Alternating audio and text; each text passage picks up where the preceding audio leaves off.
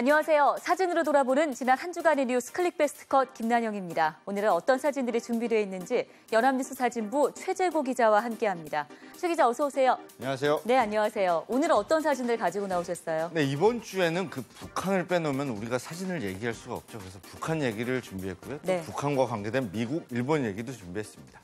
자, 첫 번째 사진부터 함께 보겠습니다. 이 사진은 이번 주에 뉴스에서 많이 본 사진이에요. 네. 김정일 국방위원장 그리고 김정남이 어릴 적 사진이죠?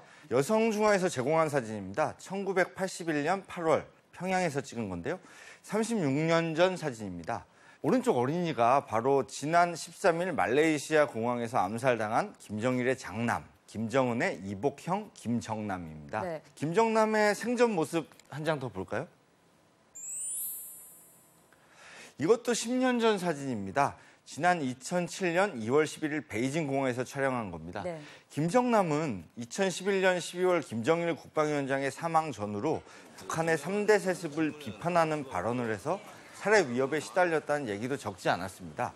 그렇다면 이제 과연 어느 세력에 의해 살해가 됐을까? 이 부분이 가장 주목해봐야 할 부분인 것 같은데요. 정확한 살해 배우나 배경이 나오기까지는 시간이 걸릴 수밖에 없을 것으로 보이는데요. 네. 정성장 세종연구소 통일전략연구실장은 김정남 암살은 김정은의 직접적 승인이나 동의 없이는 이루어질 수 없다고 말했고요. 네. 한 대북 소식통은 김정은의 소행이라면 남쪽으로의 김정남 망명 관련 첩보를 입수하고 날려버린 것이라면서 김정남의 망명 시도 관련성을 지적하기도 했습니다. 네. 반면 일본의 한 한반도 문제 전문가는 김정남은 이미 김정은 위원장의 위협적인 존재가 아니다면서 살해한 쪽이 북한이 아닐 수도 있다. 그 북한을 떠나 바깥에서 살아가면서 위험한 세계의 사람들과 여러 가지 관계가 많이 있었을 텐데 네. 이와 관련됐을 수도 있다고 추정했습니다. 아직까지는 그러니까 정확한 상황을 알 수가 없는 거네요. 네, 김정남이 사망한 지금 북한의 모습은 어떨까요? 다음 사진도 보시죠. 네. 김정남 사망 이후의 북한 모습인 거죠? 네. 꽃이 가득하고 축제 분위기 같은데 이거는 언제 어떤 상황인 거죠? 예, 위쪽에 보면 김정일 사진도 보이죠. 네. 지난 16일이 김정일 국방위원장 생일이었습니다. 그 북한에서는 광명성절이라고 부르는데요. 이 사진은 그걸 앞두고 지난 14일 김정일화 축전이 개막된 걸 보도하는 사진입니다. 네. 지금 김정일의 장남 김정남은 사망을 한 상황인데 북한에서는 김정일이 태어난 날을 축하하는 모양이 된 거잖아요. 네. 북한이 신형 중장거리 미사일을 발사한 게 지난 12일입니다. 바로 다음 날 이런 사건이 터진 건데요.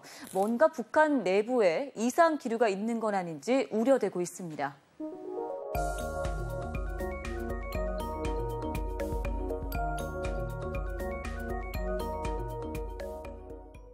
다음 주제로 넘어가 볼게요. 이번엔 페이스북 화면을 캡처한 사진 같은데요. 예, 방금 좀 북한 관련 얘기를 했는데요. 네. 이것도 그와 무관하지는 않습니다. 여기 나오는 사진은 도널드 트럼프 미국 대통령하고 아베 신조 일본 총리의 정상회담 만찬장입니다. 네. 트럼프 소유의 호화 리조트 마라라고인데요. 사진을 보면 뭔가 이렇게 굉장히 어수선한 모습이 보이죠? 네. 이 자리에 초대받은 투자가 리처드 디에가지오가 올린 사진인데요. 지금은 삭제돼 있는 상태입니다. 현지 시간으로 지난 11일 밤 북한의 미사일 발사 소식이 전해진 뒤에 트럼프 대통령과 아베 총리의 대처 장면을 찍은 겁니다. 네. 리조트가 순식간에 지금 상황실로 바뀐 거죠? 예, 그렇죠. 그런데 이 장면이 공개되면서 언론의 공격을 받았습니다. 이 사진을 보면 그 아베 총리가 몇몇 참모들에게 둘러싸여서 보고를 받는 장면이 나오고요. 심지어 한 참모는 그 서류를 잘 볼 수 있도록 휴대폰 불빛으로 비추는 모습도 있습니다. 네. 또 트럼프 대통령이 휴대전화로 전화를 하고 두 정상이 논의하는 장면도 담겼고요. 네.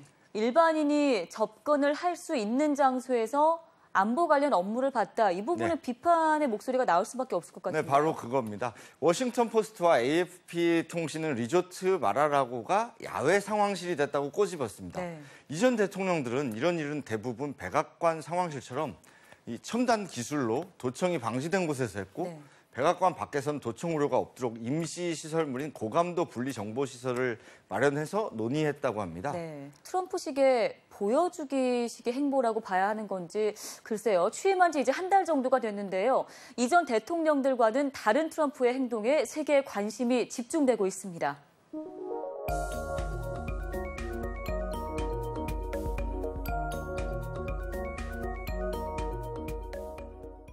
다음 주제로 넘어가 보겠습니다. 비욘세인데요. 트로피 2개를 이렇게 들고 있네요. 네, 계속해서 미국 얘기입니다. 네. 저기는 현지 시간으로 지난 12일 미국 로스앤젤레스 스테이플스 센터에서 열린 제59회 그래미 시상식장입니다. 네. 그런데 좀 독특한 점이 있죠? 네. 만삭으로 이 자리에 참석한 거였던 거죠? 네, 맞습니다. 네. 이번 그래미 시상식에서는 최정상 팝스타들이 화려한 자태를 뽐내면서 패션쇼를 방불케 했는데요. 네. 비욘세의 공연 모습도 한번 볼까요? 공연 의상이죠. 이때 네. 금색의 시스루 의상을 입고 나오면서 또 관심이 집중됐었어요. 네, 마치 무슨 아프리카의 여왕 같은 그런 모습인데요. 네. 샌드 캐슬스라는 노래를 하고 있는 모습입니다. 만삭에 부푼 배가 드러나는 금빛 시스루 드레스를 입고 공연을 펼쳤습니다. 다른 가수들 의상도 눈길을 끌었는데요. 한번 볼까요? 네. 이건 하이 실종이라고 봐야 되죠. 네, 맞습니다. 네. 록 듀오 21 파일럿입니다. 베스트 팝 듀오 그룹 퍼포먼스상을 받았는데요. 이름이 호명되니까 자리에서 일어나서 네. 무슨 행동을 했냐면 주섬주섬 바지를 벗었습니다. 왜요? 그리고 무대 위에 올랐습니다. 관객들이 깜짝 놀랐겠죠. 예. 이들은 이렇게 한 이유, 어릴 적에 동네에서 아무도 우리를 신경 쓰지 않을 때 친구들하고 속옷 차림으로 그래미 시상식을 본 적이 있답니다. 네. 그때 친구들이랑 나중에 그래미 시상식에서 상을 받으면 우리 지금 이 복장으로 가보자 이렇게 다짐을 했다고 합니다. 좀 이상한 것 같은데요. 예, 이날 시상식장에는 네. 정치적인 메시지를 반영한 의상도 등장했는데 한번 볼까요? 네. 이 의상엔 Make America Great Again인데 이거 트럼프 대통령 전에 선거에서 나왔던 슬로건이죠. 예, 맞습니다. 네. 뭐 미국을 다시 위대하게 이런 네네. 뜻인데요. 가수 조이 빌라입니다. 노골적으로 트럼프 지지 선언을 하는 걸까요? 뒷모습도 한번 보시죠. 네. 예, 사진상에는 이렇게 럼이라고 써 있는데 아마 제 예상은 트럼프라는 글씨가 써져 있는 걸 겁니다. 반면에 대놓고 트럼프를 반대하는 의상도 있었습니다. 네. 이번 사진은 등인데요. 임피치, 탄핵이란 뜻이죠. 네, 맞습니다. 네. 밴드 하일리 서스펙트입니다. 멤버 조니 스티븐스가 등에 탄핵, 그러니까 임피치라고 쓰인 자켓을 입고 나타난 겁니다. 네. 트럼프의 지지율이 급락하고 탄핵 얘기도 나오면서 가수들도 이제 정치적인 메시지를 드러내고 있는 거죠. 네. 만삭을 드러낸 드레스, 그리고 하이 실종 패션, 그리고 정치적인 메시지가 담긴 의상까지 개성 넘치는 그래미 패션쇼 모습 잘 살펴봤습니다.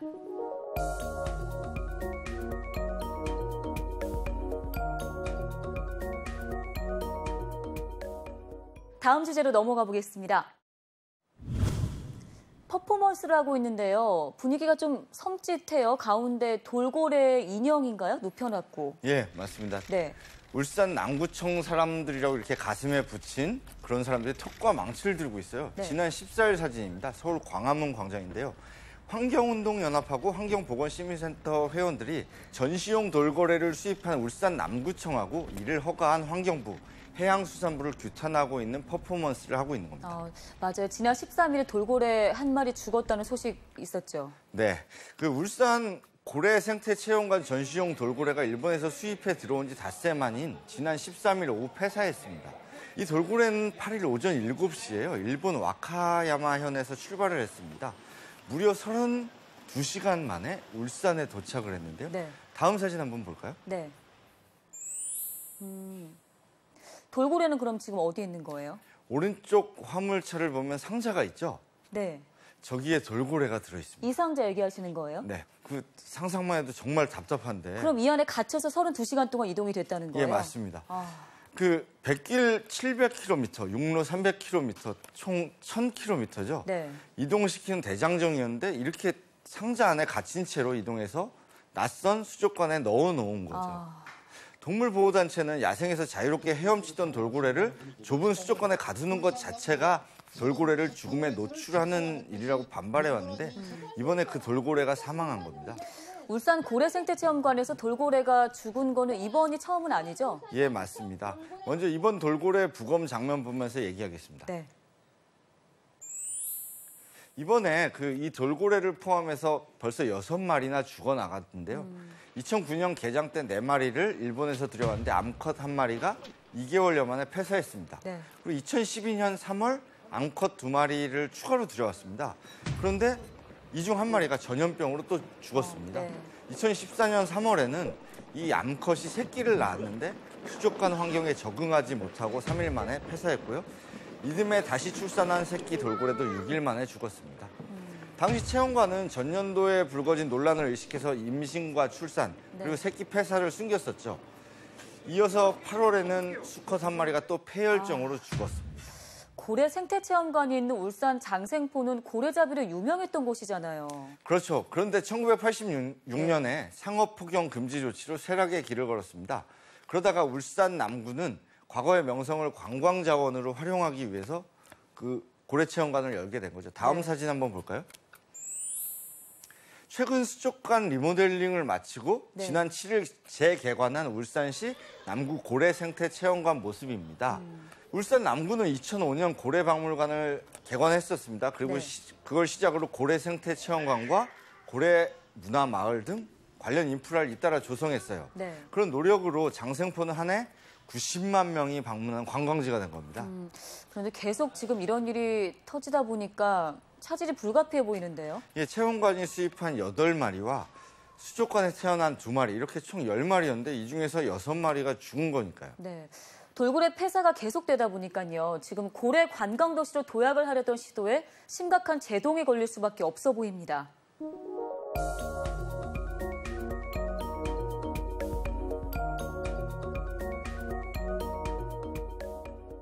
다음 주제로 넘어가 보겠습니다. 인터넷 기사를 캡처한 것 같은데요. 잘 아는 햄 통조림 사진인데요. 어떤 내용이죠? 맞습니다. 영국 일간지 가디언 홈페이지에 나온 내용입니다. 금방 돌고래 얘기를 했는데 계속해서 바닷속 얘기입니다. 저 통조림 통이 놓여 있는 자리가 그냥 모래사장이 아니고요. 수심 4,947m 지점인 바닷속입니다. 태평양 마리아나 해구인데요. 사진상으로만 보면 그냥 얕은 수심에서 찍은 것 같은데요. 얘기 들어보니까 거의 5,000m 가까운 곳에서 사람이 버린 쓰레기가 발견됐다는 얘기죠? 예, 정말 놀라운 사실인 거죠. 마리아나 해구라고 하면 지구상에서 가장 깊은 바다로 알려져 있습니다. 인간의 접근이 사실상 불가능해서 달의 표면보다 더 알 수 없는 미지의 영역으로 알려져 있는데요. 이렇게 깊은 바다는 자연 그대로일 거라고 생각을 하잖아요. 그런데 실제로 살펴보니, 조사를 해보니 그렇지 않다는 결과가 나왔습니다. 어떤 조사에서 나온 얘기인가요? 예, 영국 뉴캐슬 대학 연구팀이 태평양 마리아나 해구 10km 해저에서 로봇 잠수정으로 갑각류를 채취해서 검사했습니다. 근데 그 결과 중국의 오염된 강에서 채취한 개보다 독성 물질 오염 수치가 무려 50배 높게 나타난 겁니다. 50배나요? 네. 더 깊은 곳인데요? 예, 굉장히 의외죠. 깊은 바닷속은 깨끗할 거라고 보통 이렇게 생각하잖아요. 근데 생각을 뒤집는 연구 결과입니다. 계속해서 한번 다음 사진도 보시죠. 예, 마리아나 해구에서 발견된 단각류 생물인데요. 이런 심해 생물에서 독성 물질이 발견된 겁니다. 이 독성 물질을 소위 잔성 유기 오염 물질이라고 POP라고 하는데요. POP는 자연적으로 융해되지 않고 몸속에 남아 있어요. 그러다가 계속 남아서 환경에 악영향을 미친다고 합니다. 연구팀은 POP가 체내에 축적돼서 먹이 사슬을 타고 상위 포식자로 전해지는데 바다에 휩쓸린 죽은 동물을 통해서 오염됐을 가능성이 있다고 보고 있습니다. 지금 인간의 잘못으로 바다 깊숙한 곳까지 독성 물질이 축적됐다 이렇게 이해하면 되는 거죠? 예, 일단 오염 물질이 해구에 떨어지면 더 갈 곳이 없잖아요. 그러다 보니까 오염 수치가 높게 나타나는 겁니다. 흔히 바다의 자정 능력이라는 얘기 많이 하잖아요. 그런데 지금 그런 통념과는 달리 인간이 버린 쓰레기와 유기물로 바다가 몸살을 앓고 있는 상황 사진으로 함께 살펴봤습니다.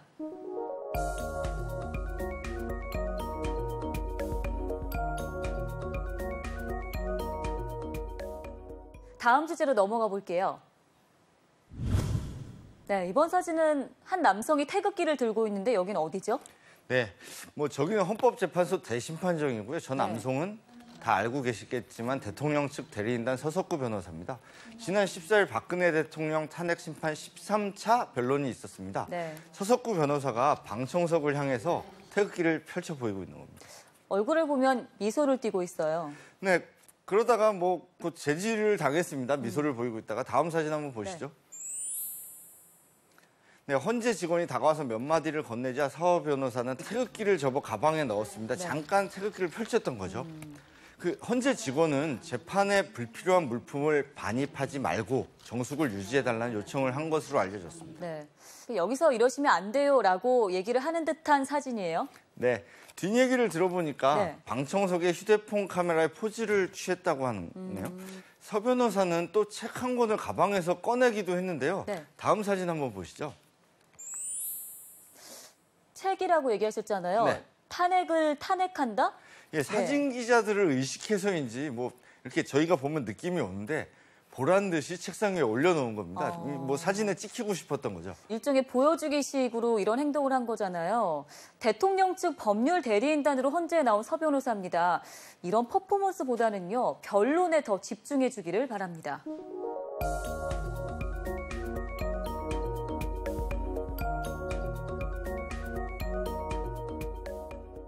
다음 주제로 넘어가 보겠습니다. 숭례문에서 찍은 사진인데요. 소방차가 지금 물줄기를 뿜고 있는데 화재가 난 것 같지는 않은데 어떤 상황이죠? 네, 뭐 화재 소식은 없었으니까 네. 일단 안심하셔도 되고요. 훈련 상황입니다. 지난 13일 사진인데요. 네. 유관기관 합동 소방훈련에서 소방대원들이 살수차를 동원해서 화재 진압 훈련을 벌이고 있는 모습입니다. 지난 2008년이었죠. 그때 네. 충격이 너무나 커서 그런지 순간 물줄기만 보고 가슴이 철렁했어요. 예, 저도 그래서 미리 네. 말씀드렸는데 2008년 2월 10일 참 아팠던 기억인데 뭐 이제 9년이 지났네요. 그러네요. 김 아나운서 2월 10일이 무슨 날인지 혹시 아세요? 2월 10일이요? 네. 글쎄요. 이 사진 나왔을 때 물어보는 거 보니 관련이 있는 날짜인 것 같은데요. 네, 맞습니다. 숭례문에 화재가 났던 이날을 잊지 않기 위해서 네. 정부에서 2월 10일을 문화재 방제의 날로 지정했습니다. 아. 저 사진의 훈련도 그 일환이었고요. 다른 문화재에서도 훈련이 있었는데 다음 사진 한번 볼까요? 네. 여기는 창경궁 양화당 앞입니다. 문화재 방제의 날 당일인 지난 10일 사진입니다. 네. 불씨를 일부러 피우는 연기가 보이거든요. 화재 네. 진압 훈련 중인 거죠? 근데 뭐 이게 실제 연기라 그러면 또 다시 아찔해지겠죠. 네. 사실 옛 건물들은 전쟁이나 방화로 소실되고 또 재건되고 이렇게 됐는데 지금까지 평화시에 참 어이없게 화재로 몇백 년 이어온 문화재를 잃는다는 건 우리 후손들에게 정말 부끄러운 그렇죠. 일이 아닐 수 없습니다. 네, 문화재를 지키는 건 당대를 사는 우리 모두의 책임이잖아요. 9년 전 국보 1호를 방화로 잃었던 사건. 다시는 그런 일이 없도록 문화재 방제에 만전을 기해야겠습니다.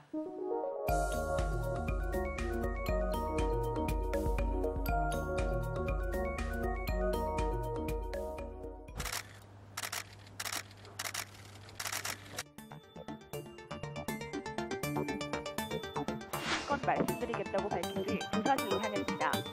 특검은 지난달 이 부회장의 구속영장이 기각된 후 보강조사에 노력해왔습니다.